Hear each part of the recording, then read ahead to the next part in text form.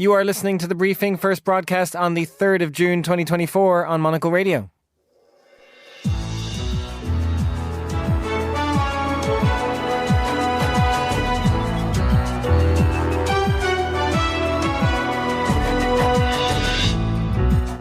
Hello and welcome to The Briefing, live from Studio One here at Midori House in London. I'm Chris Chermak. Coming up on today's programme, Joe Biden's proposal for a ceasefire in Gaza appears to be gathering steam. We'll look at whether this could be the one that finally sticks. After that, if the ANC, EFF and MK have to talk into a possible coalition, the problem there is the MK party has said, we will not speak to the ANC if Ramaphosa is still the president of the party. South Africa enters an uncertain phase of coalition negotiations for the first time in its post-apartheid history. We'll hear from Johannesburg. We'll also get the latest business headlines, check in on Volodymyr Zelensky's trip to Asia, and finally, there's a very palpable sense in Estonia that these EU elections are more important than the previous ones. The Union, which has given the country and its Baltic neighbours so much, is a stalwart just as much as NATO is against the threat rising from the east. We head to the Baltics in our continuing series on the European elections. All that right here on The Briefing with me, Chris Chermak.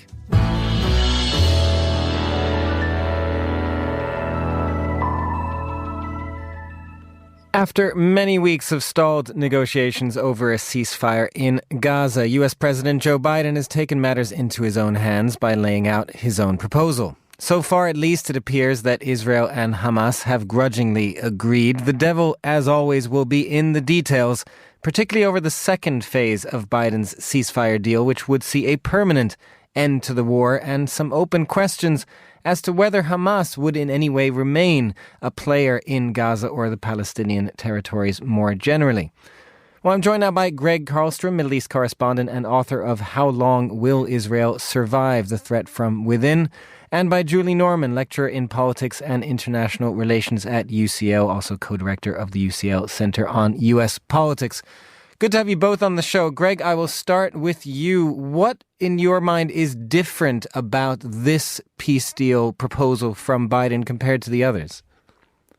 Well, a lot of this is actually quite similar to the most recent deal. If you think back about a month, Hamas announced that it had put forward a proposal for a three-stage ceasefire, something that would start with a release of Israeli hostages and then move on to talks about a longer-term, more permanent peace.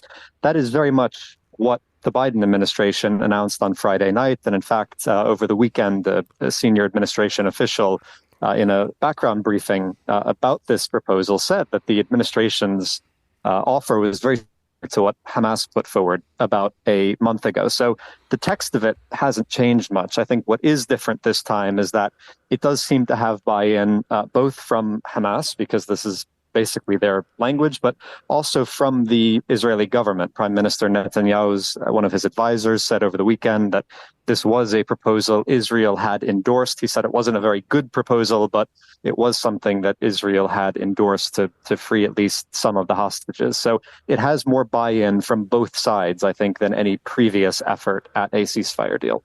And Julie, then, to Greg's point there about this not being that different, why do we imagine there is more buy-in now, particularly from Israel, if they're still calling it a flawed deal? Why are they accepting? Has Israel kind of achieved enough of its goals, or is this about U.S. pressure? Yeah, well, I would say Israel, it's important to note, has not yet accepted. We've seen sort of ambiguous language so far that leaves, I think, some room to be determined, and many within Israel saying quite stridently they're opposed to the ceasefire. But what is different this time around, Greg mentioned the terms themselves are pretty similar to what we've seen throughout the spring. But the difference is it's all out in the public now. Traditionally, these types of negotiations are purposely behind closed doors, purposely don't have the public pressure. And this time, I think the administration is sort of a last-ditch effort, turned the tables on that strategy and said, we're actually going to use public pressure to our advantage, regional pressure, domestic pressure, international pressure, and see if that finally moves the needle and gets both Hamas and, importantly, Israel to agree this time around. Well, and Greg, to that point then of Israel, Netanyahu kind of agreeing, but there are certainly a lot of skepticism in Israel as well. A key reason for that, presumably, is that it's not entirely clear what Hamas's future is under this deal. What's your sense of that? Right. The transition from the first phase to the second phase of the deal, which is meant to inaugurate this permanent ceasefire, it doesn't say anything about who will govern Gaza from that second phase onwards. And obviously for the Israelis, since the beginning of the war, their position has been that there can't be any place for Hamas in a post-war Gaza. But they also haven't at any point over the past 8 months put forward any alternative vision of their own. Netanyahu has basically refused to talk about bringing the Palestinian Authority back to Gaza or about other governance. Yoav Gallant, the defense minister, has spoken very vaguely about trying to cobble together some kind of local administration from powerful families or local notables in Gaza, but hasn't put a whole lot of substance behind that idea. So it's true that this proposal doesn't adequately, I think, for Israel address the question of what will happen to Hamas afterwards. But Israel itself has also spent 8 months largely ignoring that question.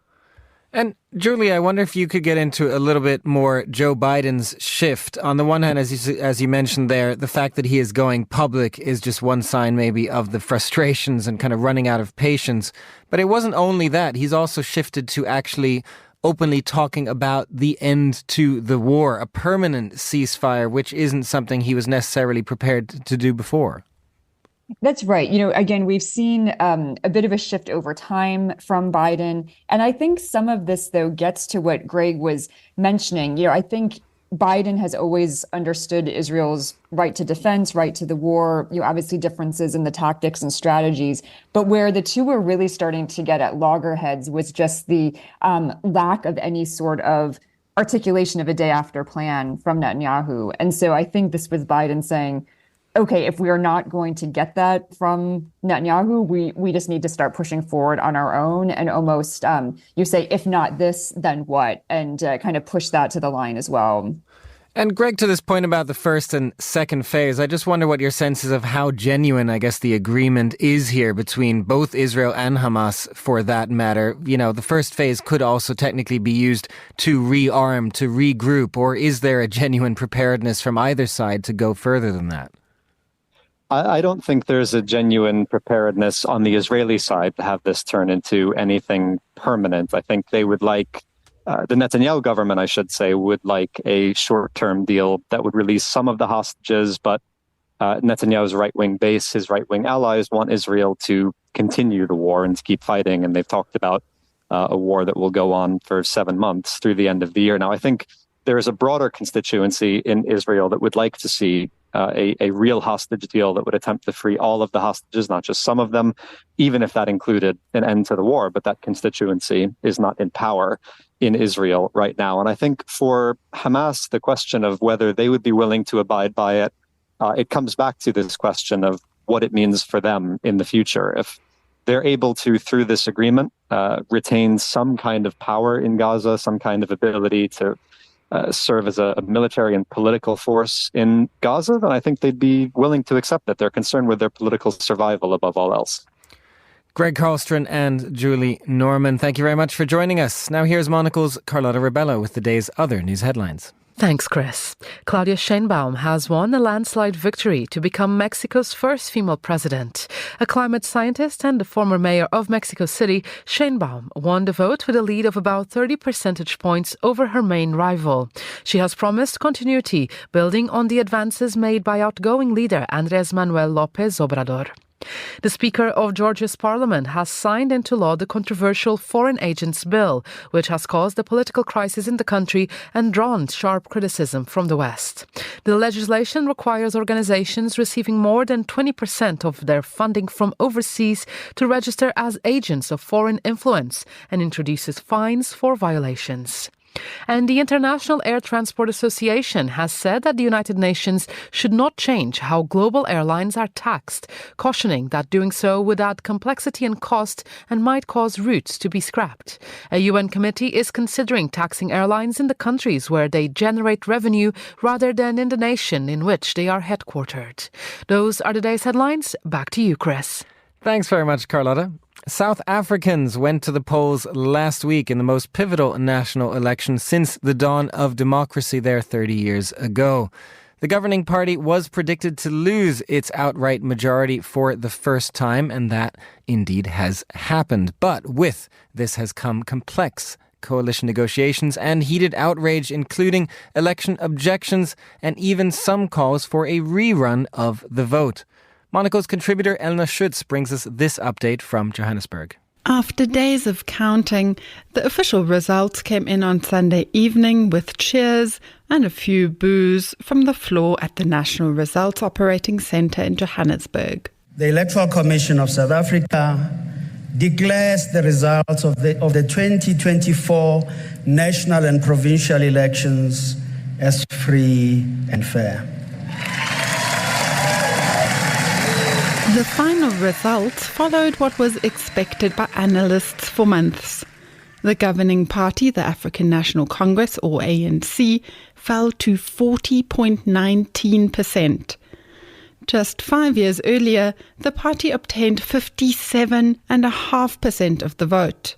The official opposition party, the DA, held on to its expected second place, but only with an increase of 1%. Since the last election. The Umkhonto weSizwe, or MK party, is only 5 months old, but the face of former President Jacob Zuma on the ballot was very familiar. Their stake of almost 14% was a bit of a shock. Here's political analyst Dr. TK Poe from the University of the Witwatersrand. Many people kind of knew the MK would do well, but the well was defined as within the province of KZN. Not to the degree that they've done well places we didn't even think about. It's also almost to the detriment of the EFF. People were thinking, look, the EFF might either maintain its third position as the largest party in the country or maybe just grow marginally. But what has happened is it would seem as though MK has basically eaten into not only the ANC, but also to the EFF. So it's a bit of a surprise. Julius Malema's Economic Freedom Fighters, the EFF, has surprisingly dropped to below 10%. These results force parties into national coalition talks. South Africans do not vote directly for their president, but rather seats in the National Assembly. In the next 2 weeks, this parliament will have to decide on the country's leadership. Here's political analyst Sanusha Naidu from the Institute for Global Dialogue. Now, where we right now is that we're in those two spaces, an ANC, DA, IFP spectrum of a coalition, which would be what most people feel will be a stable coalition, but it has inherent problems in that because of some of the questions around policy that the DA has that may not be in sync with the ANC, like Black economic empowerment. And also the question about, will the ANC want to concede some of its policies on cadre deployment and what will be the demands? While possibly stable, it is unclear how this agreement would ultimately play out. On the other hand, if the ANC, EFF, and MK have to talk into a possible coalition, the problem there is there's a non-negotiable instrument already on the table, and that is the MK party has said, we will not speak to the ANC if Ramaphosa is still the president of the party. This coalition frightens the markets and is problematic because the MK party wants to change the constitution, which the ANC fundamentally opposes. So far, coalition talks have started, but it's not clear yet how this will play out. While that is underway, there are still challenges to the validity of the results. You may remember that Wednesday's voting saw long queues till late in the evening, dysfunctional voting equipment, and other possible mismanagement. At the time, that was put down in part to a high voter turnout, but the numbers now show that's not the case. Good morning, everybody. Happy voting day. For example, I walked past long queues an hour and a half after voting was supposed to have started, but the materials hadn't arrived yet. The news is that, the ballot papers are not here, so we can't vote. Somebody has set up a coffee shop in front, which I think is very brilliant. Oh. And here they are. Yay! This polling station was able to carry on voting, but that wasn't the case for everyone. 26 parties put in an objection to the Electoral Commission, claiming voter rigging and asking for a recount or even a re-election. Jacob Zuma and the MK party in particular have threatened to react if not heard, similar to the unrest that swept the nation in 2021. As you heard earlier, the Commission maintains that the elections were free and fair. Here's Dr. DK Poe again. What the MK has said is, look, they're so strongly in their evidence that they're willing to take this to the courts. It would probably be the first time it goes to this level, but the complaints are not necessarily new because every election, most parties do complain. And again, you might even find that the IEC did make a mistake, but what the MK is alleging is huge numbers, almost in the hundreds of thousands, which would probably swing things their way. With this process and the coalition talks to progress in the next few days, South Africa's election tension is far from over. For Monocle Radio in Johannesburg, I'm Elna Schütz. Elna, thank you very much. You are listening to The Briefing on Monocle Radio.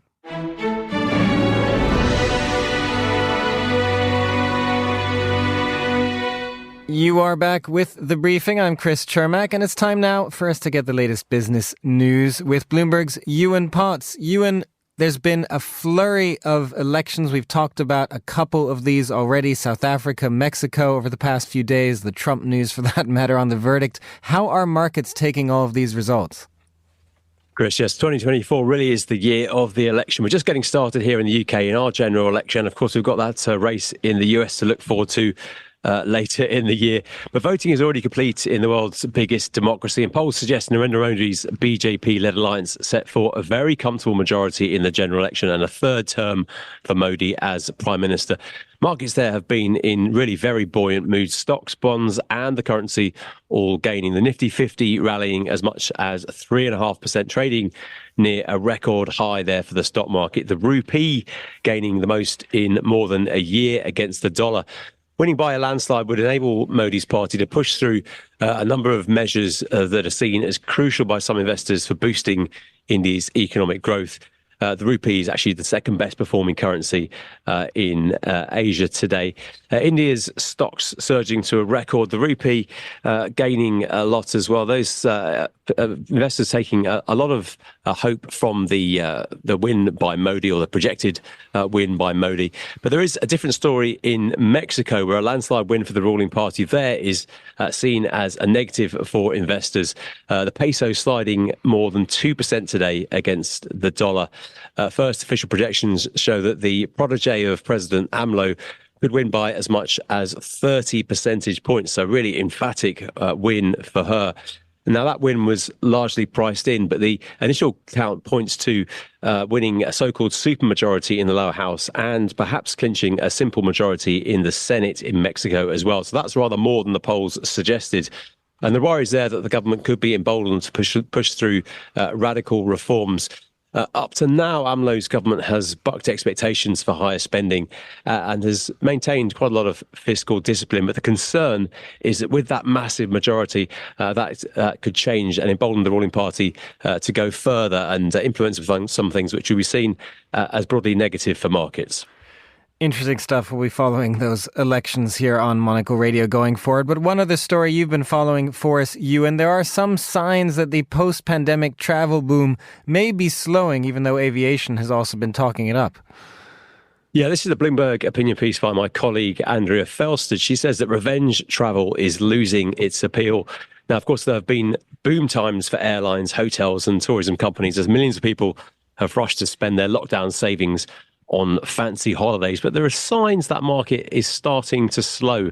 Bookings to the Spanish islands, which are quite an expensive place to go on holiday in Europe, are broadly flat. There's growth at cheaper destinations like Turkey and Egypt. TUI, the world's biggest tour operator, sold about 60% of the vacations available this summer. That is broadly in line with last year. But there are signs that some of the more pricey holidays are not selling. Their overall summer pricing is up 4%. That's close to the 5% increase they reported a year earlier. Of course, the prices of a lot of these things, if you tried to book a flight over the last year, you'll see that prices are pretty punchy. The prices have risen quite a lot from pre-pandemic levels.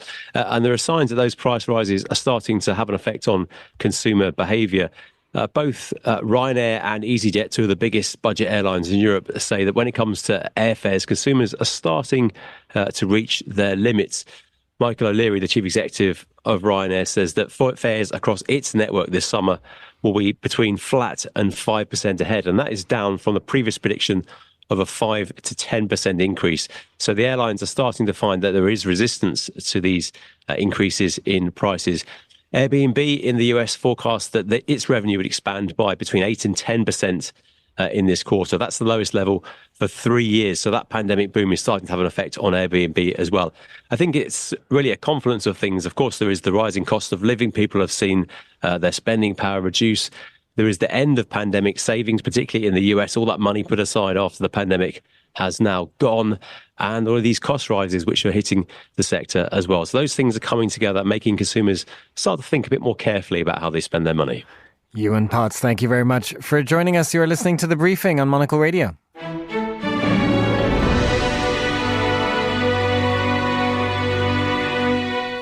You are back with The Briefing. Now, Ukraine's Volodymyr Zelensky has long had a knack for injecting himself into global conversations to help secure the support that Ukraine desperately needs. Over the weekend, that included a surprise visit to the Shangri-La Dialogue Forum in Singapore, where he accused China of doing Russia's bidding by backing out of a peace summit planned for later this month in Switzerland. Well, Mark Galeari, political analyst and author of Putin's Wars from Chechnya to Ukraine, joins me now on the line for more on this. Mark, always good to have you on the show. There is really quite a battle for influence, isn't there, between Russia and Ukraine in Asia? What do we make of Zelensky's appearance in Singapore? Well, it's interesting because on the one hand, he's clearly trying to put out his stall for other Pacific Rim countries in particular. But at the same time, this is, frankly, the furthest he's gone yet in calling out the Chinese for their support for Russia. And, well, maybe he felt that there's no point in trying to keep his bridge anything other than on fire. Or maybe he actually had felt that, in fact, again, essentially trying to shame the Chinese might be helpful. But I think it really does show a sort of strengthening of the borderlines between those countries which are in some ways broadly supportive of Russia and those who are viciously opposed. Well, and to be fair, in a way, to Zelensky, China's delegation, as I understand, also did not want to meet with him. Why do we imagine that was? I think it's precisely that the Chinese don't like to be embarrassed, and they know that Zelensky does have something of a habit of precisely trying to publicly call out those whom he feel are not providing sufficient support for Kyiv. And I think from China's point of view, that's the last thing they wanted. And with this point that Zelensky was then making, as you're describing, kind of calling China out for sabotaging this peace summit, whether this is a change in his sort of style of diplomacy towards China or not, I do wonder just if you feel it's even really a surprise, I suppose, that China was not attending and that it might even be trying to stop other countries from attending. It is somewhat in lockstep here with Russia, isn't it? It is to a degree. That what's interesting is back in April, German Chancellor Olaf Scholz was saying that he'd agreed with China's Xi Jinping that together they would actually be very supportive of this Swiss conference. So, either he got it wrong or policy has shifted since. But the degree to which China is actually trying to torpedo the Swiss conference, that's something that's actually something that even some Western diplomats are actually trying to pull back on. Because there is that sense that, look, China doesn't really need to. From China's point of view, it knows that this Swiss conference is not likely to, frankly, go anywhere. There will be lots of statements in support of Ukraine in general terms, but it's not actually going to really change the political situation on the ground. The fact that actually Zelensky is saying that the Chinese are actively trying to sabotage it, which may have something to do with the recent Saudi decision not to attend, very much represents sort of a stepping up of the rhetoric, and it's hard to see quite why. Well, and it's interesting the way you described and even Western diplomats being somewhat surprised by this. What is then the mood, do you imagine, in Russia? I mean, do you think that Russia had some kind of hand in this? Have they been putting pressure on China? Do they have levers to use against China to help keep them on side? I mean, I think that's quite likely. Not so much because the Russians really have much in the way of levers, but when we see recently Putin went to Beijing, and it's clear that he was hoping for a sort of a nice energy deal that would be on generous terms for Russia. He didn't get that. He'll be hoping that there'll be some more direct support from China for Russia's position over Ukraine. He didn't get that. So in some ways, I do wonder if if this is really a consolation prize for Moscow from Beijing. Given, as I said, that this Swiss summit isn't likely to go anywhere, I think from their point of view, it was the easiest thing to give Putin that doesn't cost them a penny. Well, and just finally on this, Mark, I do wonder, given China was also pretty strong in its language against Taiwan at the Shangri-La dialogue, is that an aspect of this as well? Is China almost perhaps hoping Russia will win in Ukraine to give it some breathing room on Taiwan? Yes, I think from the for the Chinese point of view, the Russian campaign, which came as a surprise and a rather unwelcome surprise back in 2022, they have sort of got their heads round how this may well be useful. And there is this sense that as long as it goes on, then the West is distracted. And if Russia can drag something that looks like a victory, or at least can be spun as a victory, out of this, they anticipate it will lead to all sorts of recriminations and soul-searching within the Western alliance. They are still concerned about precisely what the West can do, both economically as well as militarily, when it's united, and they were quite surprised by the level of sanctions that were leveled on Russia back in 2022. So from their point of view, just as for Russia, division in the West is a good thing. Mark, thank you very much for joining us. That was the political analyst and author Mark Galeotti. Now, here on The Briefing, finally, for the three Baltic countries, Estonia, Latvia and Lithuania, who joined the European Union after half a century of Soviet occupation. The EU has always had a strong security dimension. The EU now heads into an election with a war on its eastern doorstep, a war which has given the Baltic states a more prominent role in Brussels. Well, in our continuing daily series on the upcoming European elections, we dispatched our Helsinki correspondent Petri Burtsov to the Estonian capital, Tallinn. Estonia, Latvia and Lithuania are in many ways poster children of EU enlargement. They're democratic, stable and open, and have benefited immensely from membership in the Union. Joining both EU and NATO in 2004 was an immense symbolic change for the three Baltic states, which were occupied by the Soviet Union since the Second World War. It was nothing short of freedom after half a century of oppression and tyranny, which is also why voter turnout has traditionally been low in these countries in the European elections. It was more about joining the club than reshaping Europe. But that was before Russia's full-scale invasion of Ukraine, which brought back painful memories for the Baltic states. The region now heads to the polls in a situation where their freedom depends on the choices that the rest of Europe makes in terms of security and defense. So there is only one issue on voters' minds. Security, war in Ukraine. Europe and defending Europe. So Russia is a big threat, and everybody has to understand how big threat it is, and we have to work on this together. What do you expect in very concrete terms? Helping Ukraine. This is very important, and also defense industry. We have to build up a bigger and better defense industry in Europe, in every country. More funds to the protection policies. What about for you? Yeah, the same. Same. And do you think the EU has done enough in this regard, or do you want it to do a bit more? Of course more, because at the moment it's marginal what they've done. They have to do more. Of course, issues such as the rising cost of living, energy costs and inflation touch people in the Baltic countries just as they do anywhere else in the EU.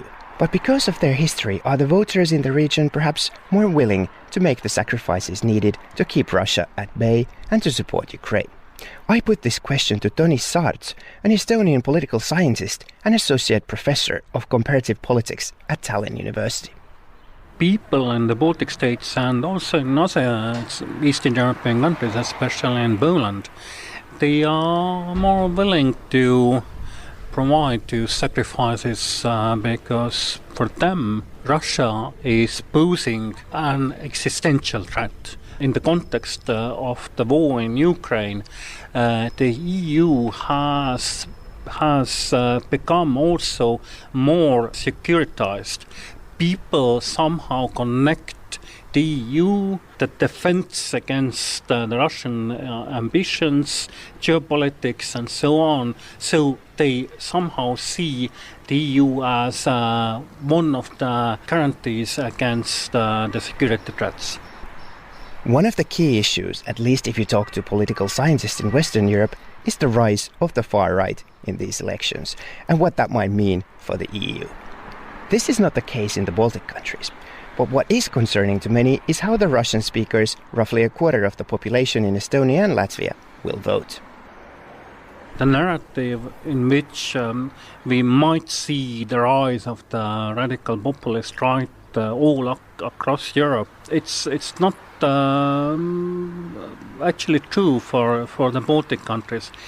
Both in Estonia and in Latvia, the populist radical right parties are not so popular. Probably they would get only 1 or 2 seats in the European Parliament. Both in Estonia and especially in Latvia, you can see the parties and some candidates which have become relatively popular among the Russian speakers who are rather promoting the Kremlin narrative about the war in Ukraine, about the EU, NATO and so on.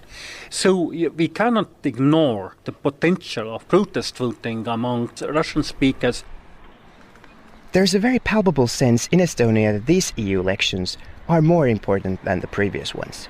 The union, which has given the country and its Baltic neighbors so much, is a stalwart just as much as NATO is against the threat rising from the east. For Estonia and for the other Baltic states, it's very much an existential issue. The EU, Russia, geopolitics, they belong together, and I guess that for many voters, it's obvious that if you want to defend Estonians or Latvia's security interests at the EU level, then you turn out and also vote at the EU elections. Despite the sense that the EU could do more to help Ukraine and to isolate Russia, you would be hard-pressed to find a region that loves the EU more than the Baltic states do. You think it's been a good thing for Estonia to have joined? Yeah, of course. We have so much more thanks to EU. We have better transportation, better roads.